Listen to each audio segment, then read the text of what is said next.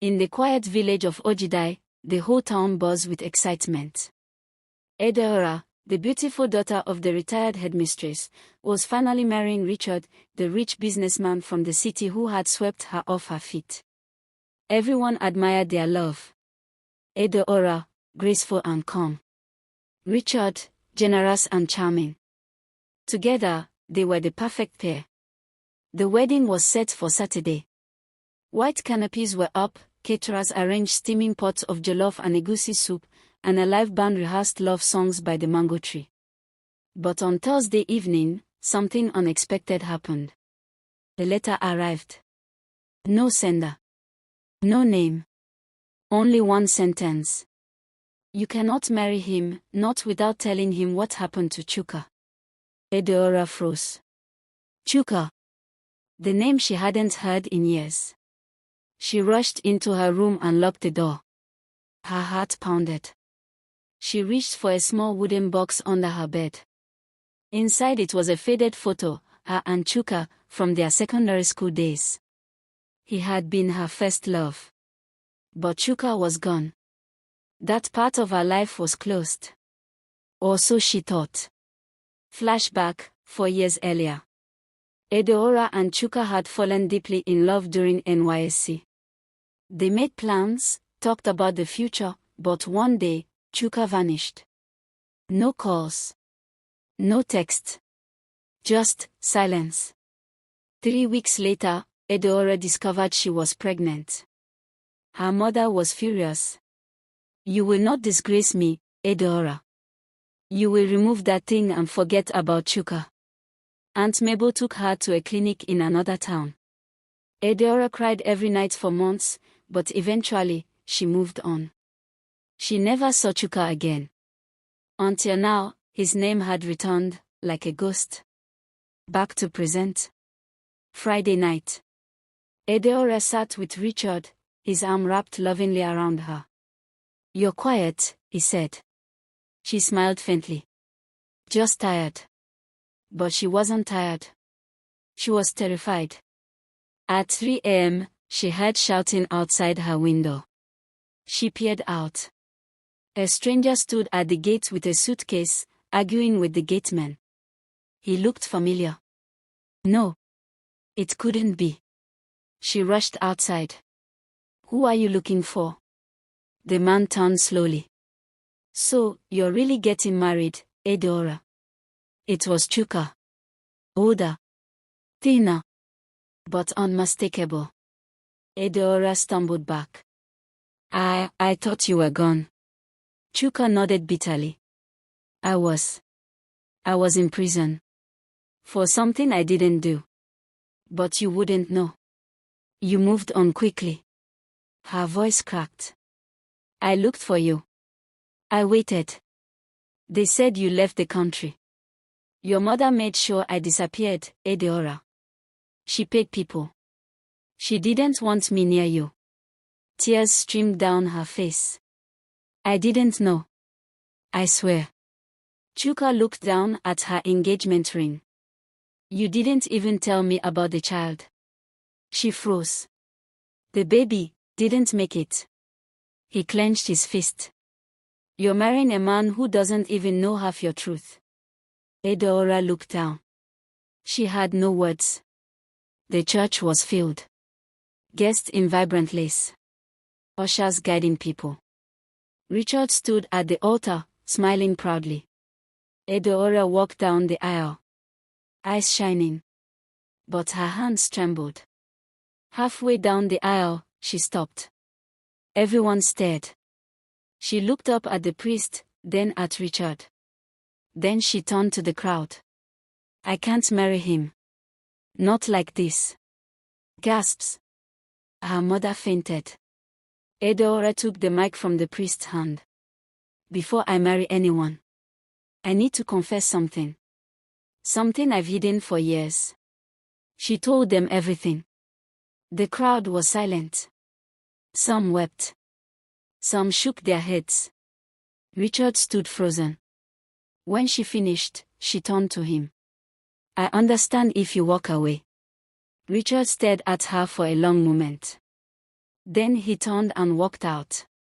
Edeora removed her veil and walked away too, not as a bride, but as a woman no longer afraid of the truth. Edeora hadn't stopped walking. She removed her heels and walked through the dusty road of Ojidai village in her wedding gown, veil crumpled in her hands. People whispered. Some stared. A few bowed their heads in silence. She didn't care. She reached home and met the gate locked. Her mother had bolted it from inside. "Mommy, open the gate. You embarrassed me. The whole town. You'll not enter this house." Edeora stood silently for a few seconds, then walked away again. She found refuge at Aunt Ifeoma's house on the outskirts of the village. "You did the right thing, Ada," Aunt Ifeoma said as she handed her a wrapper and hot tea. "The truth will always come back, no matter how deep it's buried." Meanwhile, Richard sat alone in his hotel room. His phone buzzed non-stop, friends, family, social media exploding with clips from the wedding. But he ignored them all. Instead, he opened an email.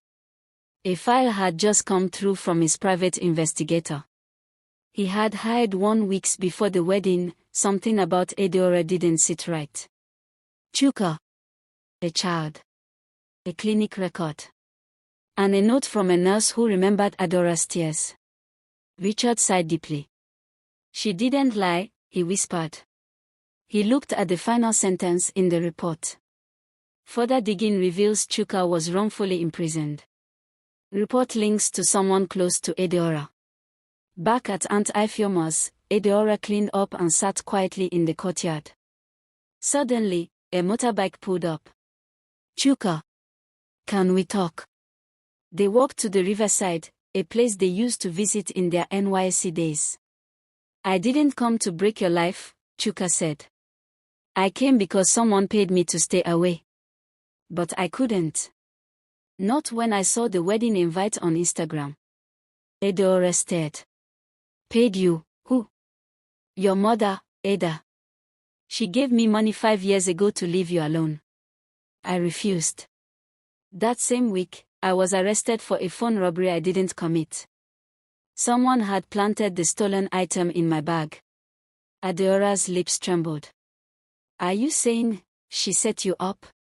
Chuka nodded slowly. "I have proof. My cellmate gave me a letter. He overheard the police saying the arrest was arranged by someone from your family." Twist 2, a bigger secret. Meanwhile, back in Ojidai. Edeora's mother, Madam Igo, was in a meeting with a strange older man behind the Anglican church. "This was not the agreement," she hissed. "You said he'd be gone for good." The man removed his cap. His eyes were cold. "You paid for silence, not resurrection. If the boy has returned, then it's your mess to clean." Madam Igo looked panicked. "I protected her. Chuka was beneath her. I had no choice.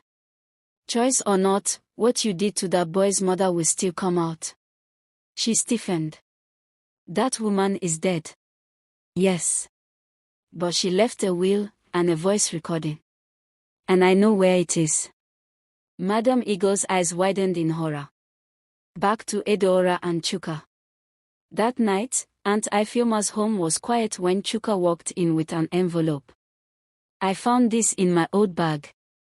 It was slipped in by someone at the prison, the warden's son. I think he pitied me." Edeora opened the envelope. Inside was a copy of a handwritten confession by one of the officers involved in Chuka's arrest. It named Madam Igo. It explained the bribe. It confirmed she had also silenced Chuka's mother after a land dispute years ago. The same land now sitting behind the new school Edeora's mother built. Edeora felt the blood drain from her face. She's capable of murder. "There's more," Chuka said, handing her a voice chip. They plugged it into Aunt Ifeoma's laptop. The screen glitched, then played a shaky video. "If you are watching this, it means I'm gone. Madam Igo thinks I'm too poor to fight back. But she poisoned me. I'm leaving this to Chuka. He is my son, and he deserves justice. Edeora gasped. Your mother? She was a cleaner at your school. They said she stole land. She didn't. She died with her name stained. But not anymore. Final twist, end of part 2. The next day, Edeora returned to Ojidai Market, not with shame, but with a file. A dusty silence fell over the Ojidai Community Hall. Edeora, holding her file of evidence, stood before the crowd, her voice clear, her hand steady. Richard stood just behind her. Chuka, quiet but present, remained near the gate, his eyes never leaving Madam Ego, who now sat stiffly among the elders. This is not an attack on my mother, Edeora said. This is a cry for truth. For justice, not just for Chuka, but for a woman long forgotten. Chuka's mother, Mama Eunice. Gasps rippled through the audience. She was buried in shame. Branded a thief. Accused of taking land she rightfully owned. But the proof is here. She lifted the USB. A projector screen behind her lit up. A grainy video played, Mama Eunice, thin and weak, lying in bed, whispering her final words. Madam Ego wants to erase my name, but my son must know I loved him, and that this land was ours. Silence. A few women wept. Madam Ego rose suddenly. Stop this madness, she shouted, voice shaking. You think I did all this to hurt people? I did it to protect you. Her eyes locked with Edeora's. Chuka was not right for you. His mother was a disgrace. Chuka stepped forward. My mother died because of lies you paid for. She cursed you. Madam Ego spat. Your family has nothing but shame. Elders murmured. One man stood. Enough. This is not how a mother behaves. You hid the truth. You used words to bury people alive. Madam Ego's shoulders sagged. As the crowd dispersed, one man stayed behind, a tall, well-dressed stranger in glasses. He approached Chuka. You don't know me, but I'm your half-brother. Chuka blinked. Excuse me. The man handed over a paper. It was a birth record. His father, the late Chief Is, had another son. Mama Eunice had kept it secret to protect her child from Chief's legal wife. Your father left land, but it was snatched away. I came back because I found the will, and your name is on it too. Edeora gasped. The man turned to her. Your mother knew. She was part of the cover-up. If this document is registered in court, you and Chuka both have legal claim. That night, Richard and Edeora sat alone in her aunt's compound. Do you still want to be with me? Edeora asked. Richard took a deep breath. You've been through fire and didn't come out bitter. I respect that. But I won't lie. It'll take time. My pride took a hit, yes. But my heart didn't stop caring. She nodded slowly. I'm not asking for an answer today. Just, don't walk away without thinking. The next morning, the village woke up to alarming news. Madam Ego was gone. Her room was open, her handbag missing, and in its place, a letter addressed to Edeora. My daughter. I have done terrible things. I don't expect forgiveness. I'm going to a monastery in Enugu to atone. Let the land go. Let Chuka have his name back. Live free. Mama. Edeora stood still, her hand shaking. Redemption begins. Days passed. Mama Eunice once owned, now covered in weeds. She and Chuka stood together, looking out at it. This place held secrets, she whispered. The land that once carried grief was now blooming with life. The weeds were gone. The soil tilled.